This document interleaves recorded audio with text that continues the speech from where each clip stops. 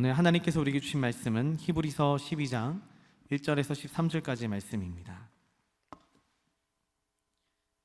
제가 가진 성경 신약 367면에 있습니다. 제가 읽고 마지막 절은 다 같이 읽도록 하겠습니다. 이러므로 우리에게 구름같이 둘러싼 허다한 징이들이 있으니 모든 무거운 것과 얽매이기 쉬운 죄를 벗어버리고 인대로서 우리 앞에 당한 경주를 하며 믿음의 주여 또 온전하게 하시는 이인 예수를 바라보자. 그는 그 앞에 있는 기쁨을 위하여 십자가를 참으사 부끄러움을 개의치 아니하시더니 하나님 보좌 우편에 앉으셨느니라. 너희가 피곤하여 낙심하지 않기 위하여 죄인들이 이같이 자기에게 거역한 일을 참으신 일을 생각하라. 너희가 죄와 싸우되 아직 피 흘리기까지는 대항하지 아니하고 또 아들들에게 권하는 것 같이 너희에게 권면하신 말씀도 잊었도다. 일렀으되 내 아들아 주의 징계하심을 경히 여기지 말며 그에게 꾸지람을 받을 때 낙심하지 말라.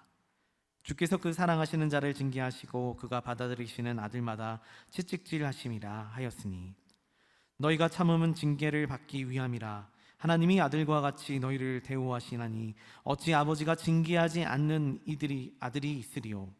징계는 다 받는 것이거늘 너희에게 없으면 사생자요 친아들이 아니니라. 또 우리 육신의 아버지가 우리를 징계하여도 공경하였거든 하물며 모든 영의 아버지께 더욱 복종하며 살려 하지 않겠느냐. 그들은 잠시 자기의 뜻대로 우리를 징계하였거니와 오직 하나님은 우리의 유익을 위하여 그의 거룩하심에 참여하게 하시느니라. 무릇 징계가 당시에는 즐거워 보이지 않고 슬퍼 보이나 후에 그로 말미암아 연단 받은 자들은 의와 평강의 열매를 맺느니라. 그러므로 피곤한 손과 연약한 무릎을 일으켜 세우고 너희 발을 위하여 곧은 길을 만들어 저는 다리로 하여금 어그러지지 않고 고침을 받게 하라. 아멘. 오늘도 주의 전에 나와서 하나님 앞에 나온 여러분들을 주님의 이름으로 축복하고 환영합니다. 우리 다 같이 함께 성도의 교제 좀 나누겠습니다. 오늘은 말로 하지 않고요, 우리 같이 눈으로만 눈인사 간단하게 하면서 서로를 바라보면서 잠시 인사하겠습니다. 목례로 잠시 인사하도록 하겠습니다. 우리 앞뒤 자에 계신 분들이 같이 인사하겠습니다. 사랑합니다. 축복합니다.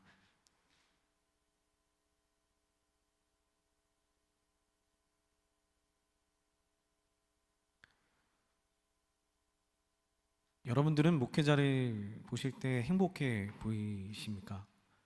어떻게 저를 보면 좀 행복해 보이십니까? 행복이라고 하는 말을 우리가 다시 한번 생각을 좀 해봐야 됩니다. 요즘에는요, 힘든 일이 이전보다 딱 2배 정도 늘어났는데 삶도 2배가 피곤하고 재정적인 여건도 2배가 안 좋아졌고 건강도 더 안 좋아졌습니다. 그렇기 때문에 여러분들이 보시기에 제가 행복해 보이십니까? 라고 묻는다면은 글쎄 잘 모르겠습니다. 행복해 보이지 않습니다. 라고 얘기할 수 있습니다. 그런데 오히려 다릅니다. 지금 육신도 굉장하게 힘들고 그리고 사는 것도 굉장히 어려운데 근데 행복합니다. 왜냐하면은 우리의 행복은 어려움이 있거나 힘듦이 있는 걸 가지고 판단하지 않기 때문입니다. 우리의 행복은 예수님과의 관계가 얼마나 밀접하냐에 따라서 행복을 이야기하는 것이 옳습니다. 그런데 우리가 행복하느냐라고 묻는다면 우리는 내게 불만인 것이 있는가, 불행한 것이 있는가, 잘못된 것이 있는가, 삶에 있어서 어려움이 있는가를 판단하고 이 모든 것들이 다 해결이 된 후에 이 모든 어려움을 넘어선 후에는 행복합니다라고 이야기합니다. 하지만 그리스도인의 기준은 다릅니다. 그리스도인은 모든 기준은 예수님과의 관계가 밀접하다면 힘들고 어렵고 지치더라도 그것을 가지고 행복이라고 이야기하는 겁니다. 그게 히브리서가 원하는 이야기입니다. 히브리서를 쓸 당시에는 그다음 유대인들이 예수님을 믿고 나면 행복해질 줄 알았고 문제가 해결될 줄 알았고 모든 질병이 해결될 줄 알았고 모든 문제들과 이 모든 것들을 뛰어넘어가지고 아무런 문제 없이 주님 앞에 나아가서 찬양하고 예배하며 아름다운 모임과 공동체를 갖는 것이 행복이라고 여겼을 수 있습니다. 그런데 그게 아니라고 히브리서는 당당하게 이야기합니다. 그게 아니고 그걸 가지고 행복이나 그걸 가지고 복이라고 얘기하지 아니하고 오직 예수님과의 관계성, 예수님과의 얼마나 밀접한 관계가 있는지, 우리가 예수님을 얼마나 깊게 바라보는지에 따라서 행복을 판단하라고 이야기하는 게 히브리서의 이야기입니다. 어느 한 학자가 행복에 대한 이야기를 하면서 혹시 내가 불행하다면, 혹시 내 문제가 풀리지 않는다면 정말 행복하지 않습니까? 라는 질문을 했다고 합니다. 내가 왜 불행할까? 라는 질문을 하자마자 이렇게 얘기합니다. 사람들이 불행할 수밖에 없는 이유, 사람들이 후회할 수밖에 없는 이유, 사람들이 내가 정말로 힘들다라고 여겨질 수밖에 없는 이유는 한 가지라고 합니다. 비교의식 때문이군요 라고 얘기합니다. 내가 남들보다 덜 벌기 때문에, 남들보다 덜 웃기 때문에, 남들보다 일을 더 많이 하기 때문에 나는 불행합니다, 나는 힘듭니다 라고 이야기한다면, 나에게 부당합니다 라고 얘기한다면, 그럼 행복에 대해 도저히 닿을 수 없는 우리는 이미 행복을 포기해야 될지 모르는 사람일지도 모르겠다라고 이야기합니다. 그러면서 이어서 얘기하기를, 행복은 바로 예수님 안에서 찾아야지만 이 모든 것들이 다 뛰어넘을 수 있는 것이라고 얘기하고 있는 이 학자의 이야기를 들어보십시오. 제가 이번 주 말씀을 준비하면서 어떤 얘기를 또 할까, 어떤 말씀을 같이 나눌까, 히브리서를 요즘 계속 묵상하면서 한 가지 찬송가가 떠올라가지고 우리 찬송가를 제가 그냥 계속 묵상했습니다. 찬송가 94장인데 가사 내용이 이겁니다. 주 예수보다 더 귀한 것은 없네. 이 세상 부귀와 바꿀 수 없네. 영죽을 내 대신 돌아가신 그 놀라운 사랑 잊지 못해. 죄송합니다만 이거 한번 불러봐도 될까요? 우리 주 예수보다 더 귀한 것은 없네. 한번 불러봐도 될까요? 찬송가 가운데 이런 고백이 들어있다는 찬송가가 참 너무나 감사했습니다. 내가 할 수 없는 고백이었으며 내가 이야기할 수 없는 것, 내 마음에 담겨있지 않았던 노래였는데, 그런데 찬송가 뒤적뒤적 하다가 이 고백이 있는 거 보고 얼른 이거 내 거 해가지고 이 찬양을 내 마음으로 받았습니다. 우리 같이 한번 찬송가 한번 불러보도록 하겠습니다. 주 예수보다 더 귀한 주 예수보다 더 귀한 것은 없네. 이 세상 무기와 바꿀 수 없네. 영죽을 내 대신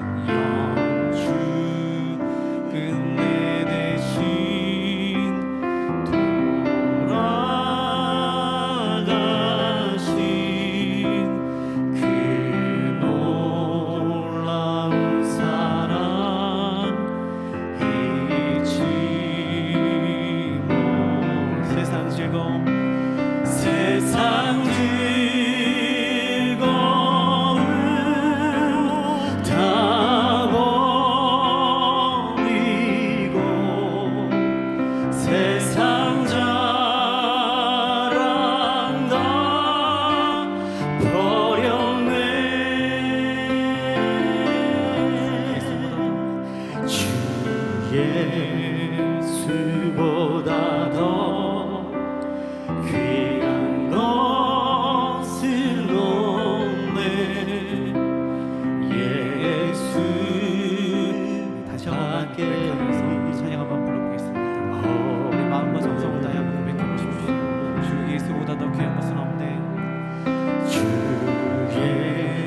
예수보다 더 귀한 것은 없네.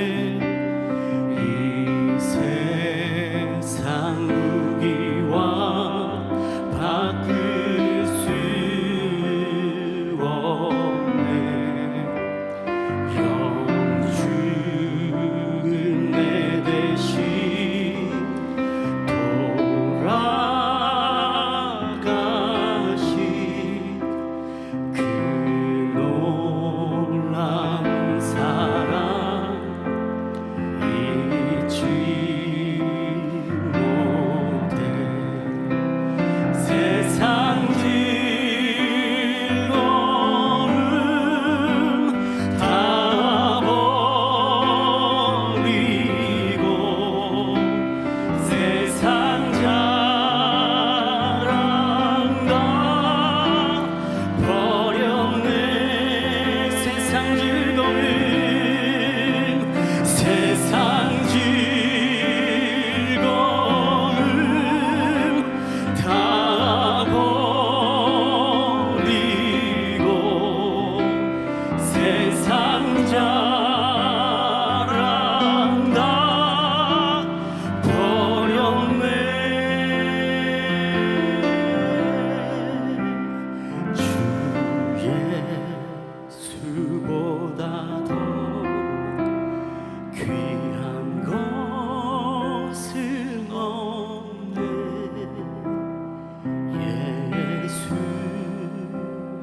예수밖에는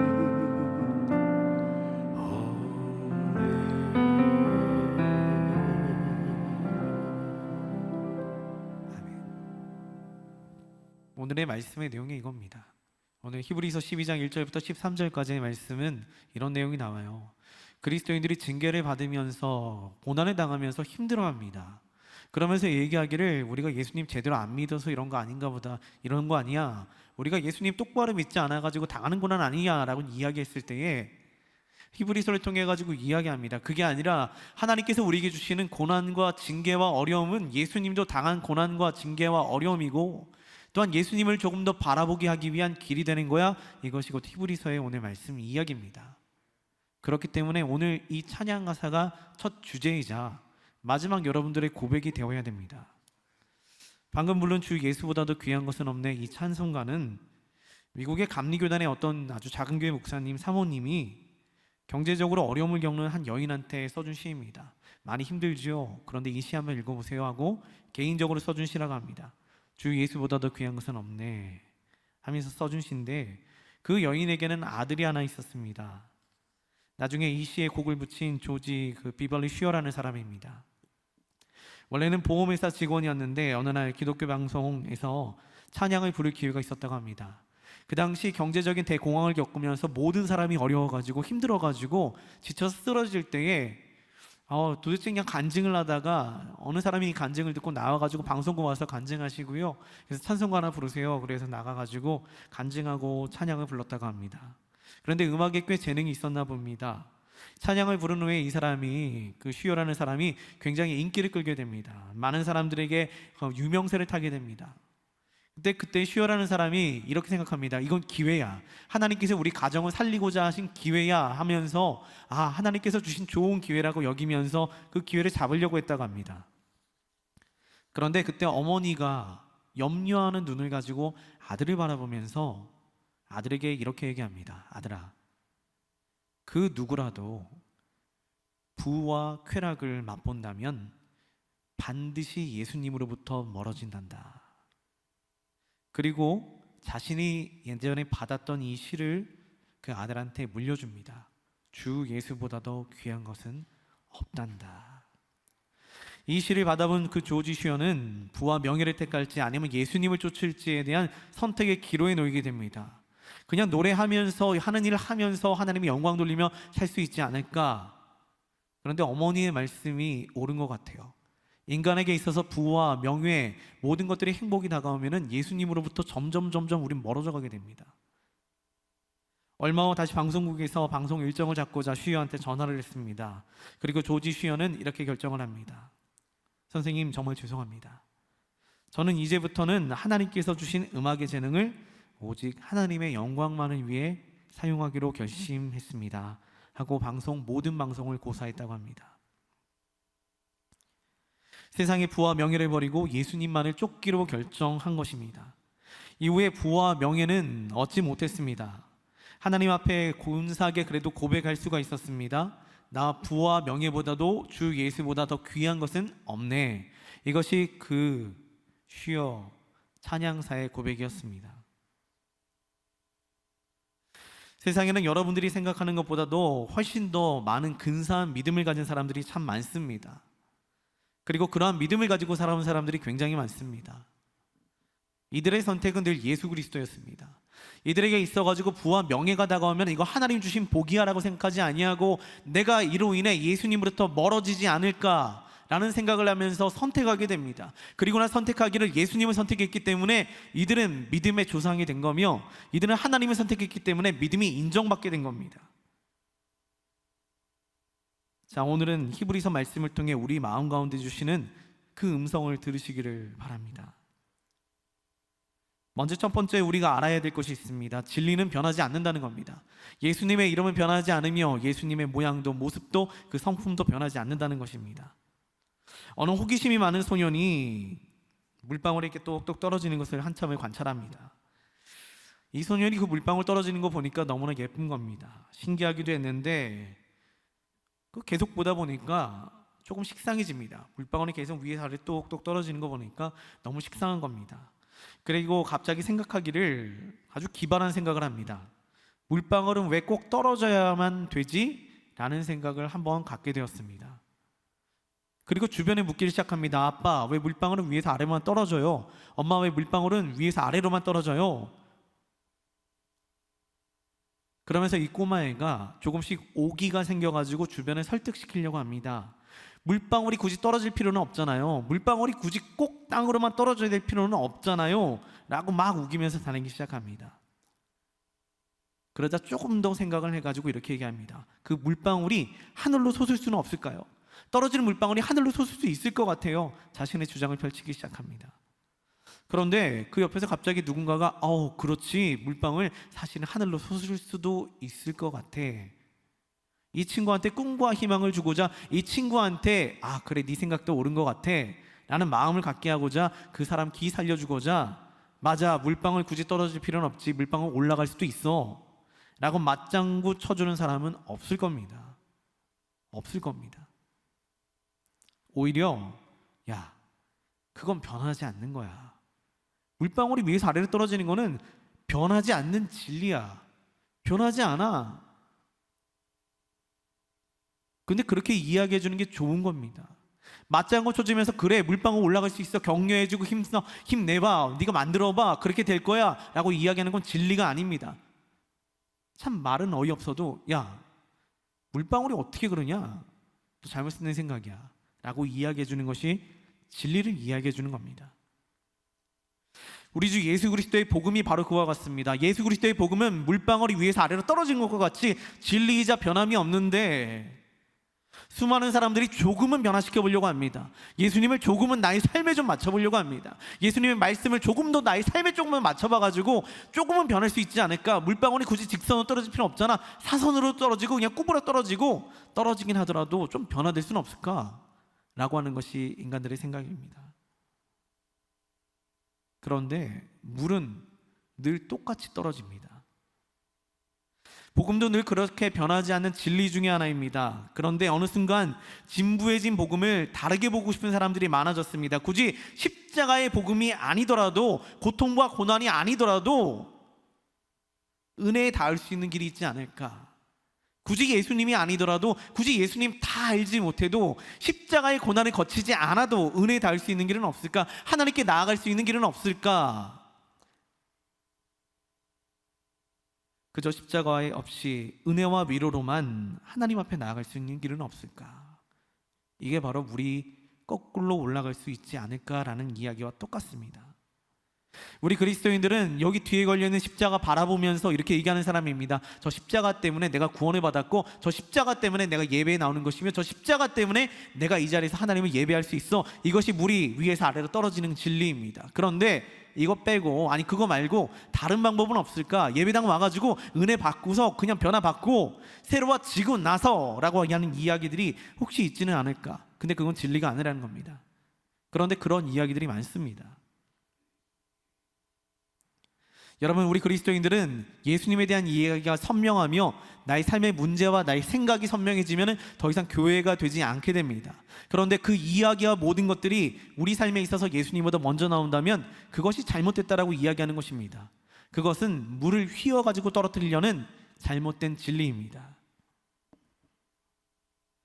많은 사람들이 이런 얘기를 했기 때문에 오늘 말씀이 아주 잘 맞는다고 생각합니다. 내가 가진 문제 하나만 해결이 되면은 예수님 잘 믿을 것 같은데, 내가 가진 이것만 해결이 되면은 예수님 믿는데 문제 없을 것 같은데, 아니요, 요즘 그런 얘기는 안 해요.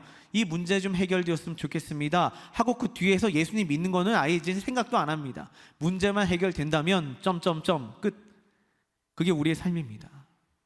그런데 재미있는 거는 예수님을 믿는다는 것은 문제 해결이 아니라는 겁니다. 예수님 물론 병 고친 자를 고치기도 하셨으며 예수님 물론 어려운 문제들을 해결하기도 하셨습니다. 그러나 그 예수님께서는 원하시는 것이 예수님과의 직접적인 관계이자 예수님과의 밀접한 이야기지, 문제 해결 이거 다 벗겨놓고 나면은 예수님께 가까이 갈 수 있을 것 같아요 라고 하는 이야기는 옳지 않다는 이야기를 하고 있는 겁니다. 히브리서에 있는 사람들이 그렇게 얘기합니다. 내가 가진 징계와 고난, 이 어려움만 없으면은, 이 병만 떠나가면은, 내가 가진 문제만 해결이 되면은 예수님께 갈 수 있는 길이 아주 쉬울 것 같은데 라고 생각하는데 그렇지 않다는 겁니다. 여러분, 지금 여러분이 가진 문제와 우리가 가지고 있는 작은 것들이 사라지면 예수님이 더 선명하게 보일까요? 아니요.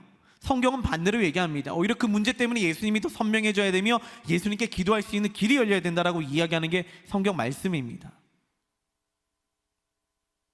여러분, 교회는 예수님이 전부가 되어야 됩니다. 예수님이 정말 전부가 되어야 돼요. 십자가 사랑이 연약하고 죄 많은 나를 주 앞으로 인도하였음을 인정하고 고백하며 은혜로, 더 큰 은혜로 주 앞에 나오는 것이 교회입니다.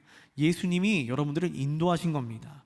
그리고 우리 주님 말씀이 기준이 되고 예수님을 믿는 것이 최우선이 되는 것이 교회입니다. 거기에는 이견이 없을 겁니다. 당연하다고 생각할 겁니다. 그래서 믿음이 중요합니다. 그런데 이 믿음을 가지려면 무던한 노력이 너무나도 필요합니다. 긴 시간이 필요합니다. 그리고 그 노력은 반복되는 절망, 반복되는 어려움 가운데서 예수님만 바라보고 또 바라보고 넘어지고 또 바라보고 넘어지고 또 바라보고 그럴 때에 믿음이 생기는 겁니다. 여러분, 오늘 말씀을 담은 히브리서가 강조하고 말하고 싶은 게 바로 그거였습니다.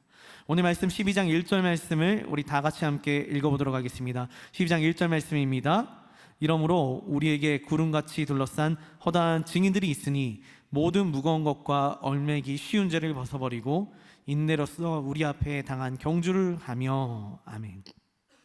오늘 말씀 서두에 보면 이러므로 우리에게 구름같이 둘러싼 허다한 증인들이 있으니 라고 이야기합니다. 여기서 말하는 허다한 증인들은 히브리서 11장에 나타나는 모든 믿음의 선배들을 이야기합니다. 11장 믿음의 장입니다. 정말 많은 믿음의 선배들이 그럼에도 불구하고 하나님을 믿었더니, 어려움에도 불구하고 하나님을 믿었더니, 힘듦에도 불구하고 하나님을 믿었더니 라고 하며 하나님께 기쁨이 되었더라, 칭찬이 되었더라. 어려운 가운데도 믿음으로 승리한 사람들, 하나님을 기쁘시게 한 사람들, 반복되는 절망 가운데서도 끊임없이 믿음으로 하나님 앞에 복을 얻어낸 사람들이 있으니 라고 이야기하는 게 허다한 증인들이 있으니 라고 이야기하는 겁니다. 중요합니다. 잘 들어주시지요. 이들의 믿음은 온전하게 하나님을 바라보는 믿음이었습니다. 온전하게 말씀, 곧 진리를 바꾸지 않고 하나님이 그리하다면 무식하게 그리하는 것을 믿었던 사람들입니다. 그래서 이들은 해석하지 아니하고 무작정 믿고 따라갔기 때문에 이들에게는 그 삶이 믿음이 되었습니다.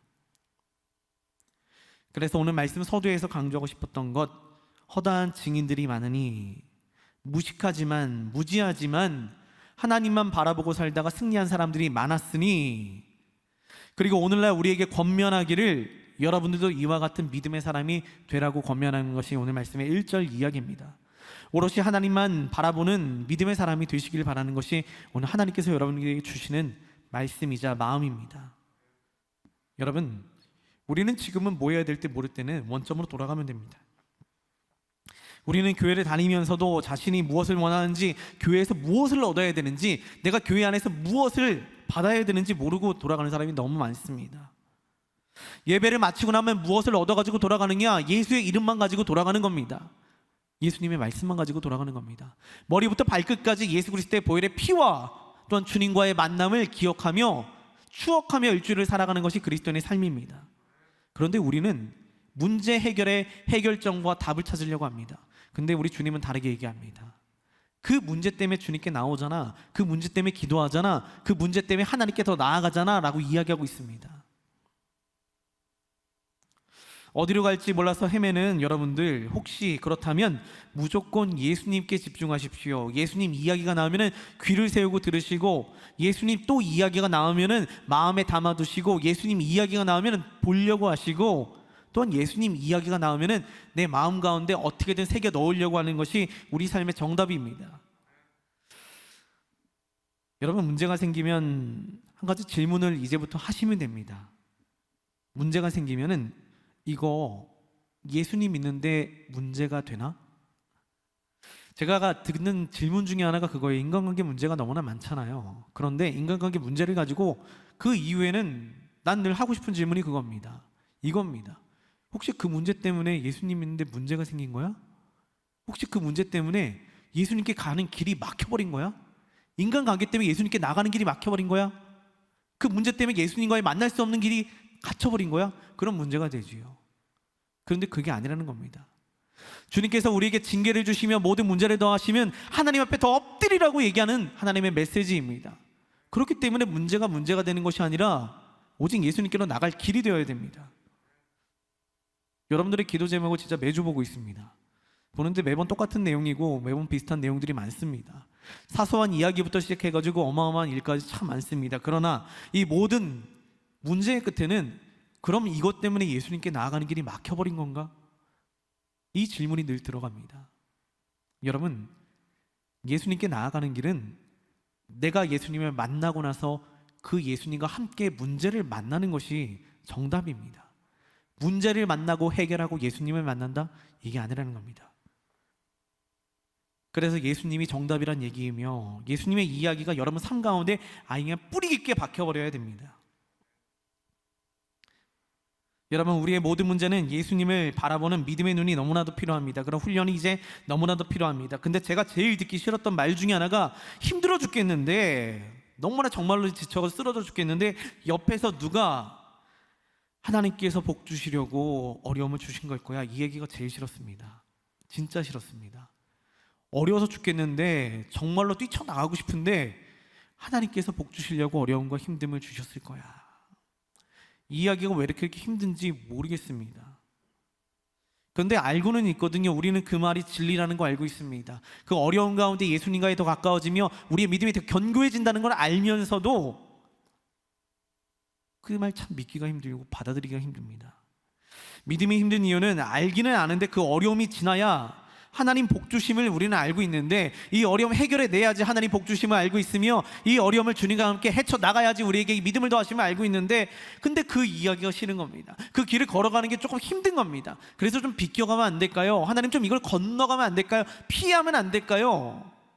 근데 주님의 마음은 변하지 않습니다. 주님은 우리가 알려주신 길은 똑같습니다. 십자가를 통과해야, 징계를 통과해야, 고난을 통과해야 모든 것이 다 주님의 은혜 가운데로 갈 수 있는 길이 된다라고 얘기하는 게 말씀인데, 그 고난만 비껴나가면은, 그 어려움만 비껴나가면은 그러면 주님께 더 가까이 나갈 수 있을 것 같아요 라고 이야기하는 게 우리의 삶이 아닌지 돌아보시길 바랍니다. 여러분, 사람들의 비난과 어려움을 겪으면서도 하나님 붙잡는 것이 쉽지 않은 것은 알고 있습니다. 그런데 그게 엄청 힘든 겁니다. 그런데 그렇기 때문에 주님께 나아갈 수 있습니다라고 고백하는 것이 가장 멋진 고백이자 근사한 이야기입니다. 또 우리 삶에 이런 믿음이 어려운 이유는 열매가 보이지 않기 때문입니다. 고난과 고통이 순식간에 확 지나가면 좋은 열매들이 막 맺혀야 되는데 그렇지 않기 때문에 우리가 힘들어하는 겁니다. 언젠가 TV를 보는데, 요즘 우리 청년들 주식 많이 하시나요? 혹시 주식 전문가가 나와서 말하기를 사람들이 주식에 실패하는 이유가 두 가지 있는데 되게 일리가 있습니다. 첫 번째는 주식을 사고 파는 타이밍을 못 맞추는 거고, 그리고 두 번째 실패하는 이유는 인내하지 못하기 때문이다 라고 그 아저씨가 그렇게 얘기합니다. 근데 믿음도 되게 마찬가지라고 생각합니다. 첫 번째가 이렇게 맞는 건 모르겠어요. 타이밍이 믿음에는 없다고 생각하지만, 근데 열매를 맛보기 위해서는 인내하고 버티기를 굉장히 잘해야 됩니다. 그래서 오늘 본문의 1절 하반부에 보면은 인내로서, 다른 무기가 다 필요 없습니다. 믿음을 가지려면은, 예수님을 더 바라보려면은 인내로서 버티기, 인내로서 우리 앞에 당한 경주를 하며 견디고 버티고, 그렇게 이야기합니다. 지금 고난이요, 어려움이요, 문제요, 인내하세요. 버티세요. 예수님의 이름을 붙잡고 버텨보세요. 어떻게 해결될지는 난 모릅니다. 그러나 오늘 말씀이 그리하라니까 그냥 그렇게 무식하게 믿고 가보려고 합니다. 그런데 그 무식한 인내가 진리를 지켜냅니다. 지금 시대에 이런 얘기하면 세상 사람 누가 많이 먹히겠습니까? 예수님 믿으면 문제가 해결됩니다. 예수님 믿으면 행복해집니다. 예수님 믿으면 복이 옵니다. 누가 이 말을 믿으면서 나오겠습니까? 그런데 이 말이 성경에 나온 말이라면 우리는 그냥 믿고 무식하게 따라가는 겁니다. 우리가 지금 예수님을 믿으며 바라보면 지금 당장은 어떠한 변화도 어떠한 능력도 발휘할 수가 없습니다. 그리고 이 세상이 변하면서 예수님만 바라보는 믿음이 연약해질 수도 있지만, 그래도 여전히 무식하게 예수님만 붙잡는 것이 우리가 유일하게 살 수 있는 길입니다. 히브리서 10장 20절 말씀, 지난주 읽었던 말씀인데 한번 읽어보도록 하겠습니다. 다 같이 읽겠습니다. 그 길은 우리를 위하여 휘장은 곧 그의 육체니라. 아멘. 말씀 가운데 새로운 살 길이요, 예수님의 몸을 찢으셔가지고 길을 열어주셨는데 그 길의 이름이 새로운 살 길이라고 얘기합니다. 여러분들에게 있어가지고 유일한 길이란 얘기입니다. 어떤 길인지는 모르겠는데 나를 살릴 길이라고 얘기합니다. 곧 예수님을 통과하지 않고서는 우리는 그 어떠한 문제도 해결할 수가 없으며 어떻게 나아갈 수도 없다는 겁니다. 근데 예수님의 몸을 찢으셨다 하면은 그 고난과 고통과 징계와 어려움도 우리도 겪을 각오를 하고 달려가야 됩니다. 이게 참 무식하고 무지한 방법이에요. 그런데 이 고집 한번 부려보려고 합니다. 일본 동북부에 후다이라고 하는 작은 마을이 있었습니다. 예전에 한번 예화로 들었던 것 같은데, 후다이라고 하는 그 바닷가 마을인데 대략 인구가 3,000명 정도 사는 마을이었습니다. 거기에는 아주 그냥 고집이 센 촌장이에요. 거기 무슨 뭐 지도자도 엄청난 그런 이제 저기도 아니고 촌장이 한 명 뽑혔습니다. 근데 그 촌장은요, 아주 무식할 정도로 고집을 부리면서 그 마을에다가 방조제를 짓자고 막 고집을 하는 겁니다. 그래서 조그마한 어촌 마을에 방조제가 뭐가 필요했습니까? 그냥 바다 보면서 사는 그 사람들의 낙이 있었는데 방조제를 자꾸 짓자고 합니다. 그래서 그럼 방조제 지읍시다 그랬더니 또 고집을 부립니다. 그냥 방조제 말고 15m짜리 방조제를 지어야 됩니다. 15m면은 어마어마합니다. 아파트 7층이 높이는 될까요? 근데 그만한 방조제를 짓자고 막 우기는 겁니다. 사람들이 방조제까지는 봐줬는데 15m 짓는다고 하니까 말도 안 돼. 아니, 이 사람이 우리 마을 어떻게 받아보는 경관에 그 재미에 살았는데 저런 무식한 말을 할까? 그리고 또 예산도 감당이 안 돼요. 그런데 이 촌장이 나라에다가 끊임없이 편지를 씁니다. 우리 방조제 지어야 됩니다. 돈 보내주세요. 방조제 지어야 됩니다. 돈 보내주세요. 엄청나게 퇴짜를 맞았습니다. 그렇게 적당할 때에 사람들이 막 몰아갈 때 물러서야 됐는데 이 촌장이 진짜 고집이 셉니다. 물러서지 않습니다.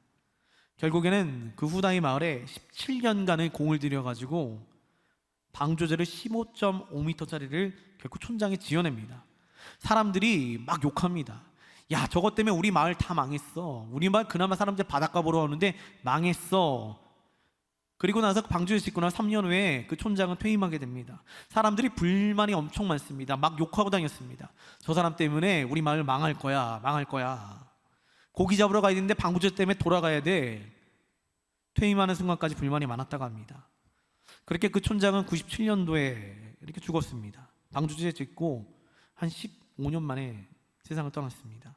그런데 2011년 3월 일본 동쪽 바다에 엄청난 대지진이 일어났고 그게 우리도 잘 알고 있는 일본 쓰나미 사건이었습니다. 그때 관측되었던 최고 파도의 높이가 14.4m. 일본 동부에 있던 바닷가 근처에 있는 마을에 있는 모든 마을을 쓸어갔으며 3만 명 이상의 사상자를 냈던 이 쓰나미가 일본 동부를 모조리 강타했습니다. 그런데 그때 유일하게 후다이 마을은 15m짜리 방조제 때문에 거기 있는 사람 모두가 목숨을 구합니다. 어느 기자가 가가지고 인터뷰했는데 기자 말이 그 사람들 말이 이랬답니다. 저 방조제 때문에 우리는 신발 하나 젖지 않았습니다. 이 고집쟁이 촌장 이야기를 들어보니까 이 촌장은 어렸을 때에 자신의 부모가 쓰나미에 휩쓸려 사망을 했다고 합니다. 그런 경험이 있었다고 그래요. 그리고 그 쓰나미를 열심히 연구하다 보니까 주기가 대략 100년마다 한 번씩 온다는 걸 알았다고 합니다. 그래서 고집스럽게 자신의 시대에는 오지 않는데 그 쓰나미를 대비하면서 사람들한테 욕을 먹어도 고집을 부린 겁니다. 그런데 그 고집이 모두를 살렸습니다. 네, 저와 여러분은 지금부터 앞으로 여러분들 이후와 100년을 책임질 믿음의 방조제를 지금 만들려고 하는 겁니다. 이 방조제는 예수님만을 바라보는 것입니다. 우린 교회에 문제가 생기거나 어려움이 닥치면은 무조건 예수님만 바라보도록 훈련할 겁니다. 나와서 무조건 기도하라고, 나와서 무조건 예수님만 바라보라고, 나와서 말씀 보라고, 나와서 엎드리라고. 이게 우리의 방조제입니다. 그렇게 훈련하며 고집 부릴 겁니다. 반복되는 실패 가운데도 비난 가운데서도 우리는 삶에 예수님을 바라보게 할 겁니다. 그게 방주제입니다. 그게 오늘 말씀이 주장하는 바입니다. 예수님을 바라보라. 예수를 바라보라. 그리고 우리도 다음과 같이 고백이 나올 때까지 훈련할 겁니다. 우리 2절 말씀의 앞부분을 다 같이 함께 고백해 보겠습니다. 2절 말씀 앞부분입니다. 믿음의 주요 또 온전하게 하시는 이인 예수를 바라보자. 아멘. 예수님을 바라보자. 우리 예수님을 믿는 목민의 청민 여러분, 청년 여러분, 우리가 예수님을 바라보는 것, 예수님을 믿는 것, 이거 외에 교회에서 할 수 있는 일은 다 줄여버리려고 합니다. 교회는 사교의 장이 아닙니다. 교회는 만남의 장이 아닙니다. 교회는 오직 예수님을 바라보고 그 예수님을 귀하게 여기는 장입니다. 그런데 오늘 말씀은 예수님을 바라보기 위해 넘어야 할 산 한 가지를 지적하고 있습니다. 우리는 어려움이 닥쳐오면은, 파도가 찾아오면은 그 파도를 바라보지 그것을 뛰어넘을 수 있는 예수님을 바라보지 않는다는 겁니다. 이것이 곧 수동적인 신앙생활이라고 저는 생각했습니다. 우리 4절 말씀을 다 같이 함께 읽어보도록 하겠습니다. 4절 말씀입니다. 너희가 죄와 싸우되 아멘. 오늘 본문의 말씀 당시에도 그리스도인들의 믿음과 천국에 대한 소망은 있었습니다. 말씀에 대한 정말 열의도 있었으며 교회 나가면서 예수님 믿는다는 열의는 있었습니다. 근데 가장 큰 문제가 뭐였냐면 수동적인 태도였습니다. 아, 예수님 믿으면 천국 갈 수 있어. 죄를 해석해 주는 예수님 내가 알고 있어 라고 얘기는 했는데 그 누구 하나 움직이지 않았기 때문에 오늘 말씀이 이렇게 기록합니다. 너희가 죄와 싸우되 아직 피 흘리기까지는 대항하지 아니하고. 무슨 얘기냐? 말씀은 알긴 알아도 액션을 취하지 않는 사람들, 수동적인 태도를 가진 사람들, 예수님을 믿는데, 그 믿기는 믿는데 누가 날 좀 밀어줘가지고 날 좀 움직여줘가지고, 이게 곧 그 사람들의 문제였습니다. 곧 이 이야기는 누군가가 옆에서 잔소리해주거나 이야기해주지 않으면 예수님을 바라보지 못한다는 얘기입니다. 그래가지고 여러분들도 이제 그러면 안 돼요 라고 얘기하며 믿음의 방조제를 세우려는 겁니다. 지금으로부터 한 120년 전에 한국 초대교회가 이제 사람마다 다르긴 하지만 초대교회가 시작이 되었다고 합니다. 그때 한국에 들어온 선교사님들이 느낀 한국에 대한 평가가, 초대교회 때 선교사님들이 들어와가지고 한국인들이 이렇게 모여서 예배드리는 거 보면서 평가가 다음과 같았어요. 아주 우수한 학습 능력, 젠틀하고 아주 말씀에 대한 열의와 뛰어난 이해력, 그리고 말씀 공부에 대한 열정, 그렇게 성경 공부를 하기 때문에 사람들이 막 구름대같이 몰려들었다고 합니다. 그렇게 밤낮 많은 사람들이 가르쳤다고 합니다. 그런데 그렇게 말씀 공부를 했으며 열정도 있고 이해도 했고 학습도 되었으면 믿음이 좀 성장해야 되는데 이상하게 교회는 부흥하지는 않았다고 합니다. 다 이해하고 고개는 끄덕거리고 나 그렇게 살겠습니다 눈물 흘리고 다 했는데 이상하게 변화되는 것이 아무것도 없다고 합니다. 오죽하면은 우리나라 초대 선교사님이셨던 언더우드 선교사님이 쓴 기도문에 주님, 이 나라에 희망이 보이지 않습니다 라고 기록을 했을까요? 그렇게 절망 가운데 놓인 선교사님 앞으로 갓을 쓰고 뒷짐을 진 양반 한 명이 찾아왔다고 합니다. 선교사 양반 하고 찾아왔다고 합니다. 자신을 어느 마을에 난 누구누구 양반 댁 저기요 하면서 나도 그 성경 좀 공부합시다 하고 찾아왔다고 합니다. 그렇게 말씀을 한참을 공부시킨 뒤에 고개를 끄덕끄덕거리는 이 양반이 선교사님한테 이렇게 말했다고 합니다. 자, 내가 이 말씀 다 들었으니 선교사 양반, 이제 날 좀 예수 믿게 좀 해주시오. 날 좀 예수 믿게 좀 해주시오. 그때 선교사님이 그제서야 한 가지를 깨달았답니다. 믿음은 누군가가 갖게 해줄 수 있는 것이 아니라 스스로 가져야 하는 것이며, 믿음을 스스로 갖는다는 것은 내 스스로가 예수님을 바라볼 줄 알아야 된다는 거였답니다.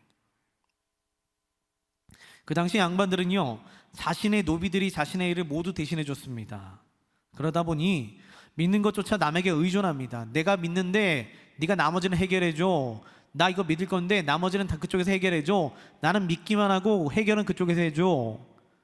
근데 이게 지금 시대는 양반과 노비만 없어졌을 뿐 우리 신앙생활도 비슷하게 흘러갑니다. 나는 좀 믿을 테니까 문제는 좀 해결해 주세요. 나는 좀 믿을 테니까 문제는 좀 알아서 좀 해결해 주세요. 수동적인 것.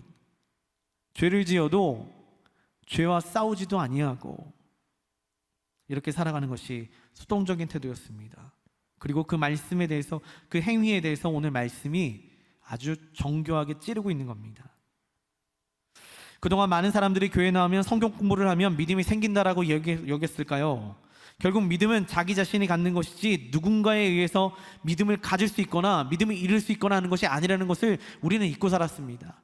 누군가에 의해 예수님을 잃어버릴 수 있으며 누군가에 의해 예수님을 얻을 수 있다라고 하는 그런 말도 안 되는 그런 착각 속에 살아가기 때문에 문제가 해결되지 않으면, 이것이 해결되지 않으면, 내 삶이 해결되지 않으면 예수님께로 나아갈 수 없는 그런 말도 안 되는 물이 거꾸로 오르는 이야기를 하고 있는 겁니다. 성경 말씀은 반대로 얘기합니다. 예수님께 나아가는 것은 나아가는 것이지 문제를 해결하고 나서 물이 한 번은 거꾸로 튕기고 나서 나아가는 것이 아니라고 얘기하는 겁니다.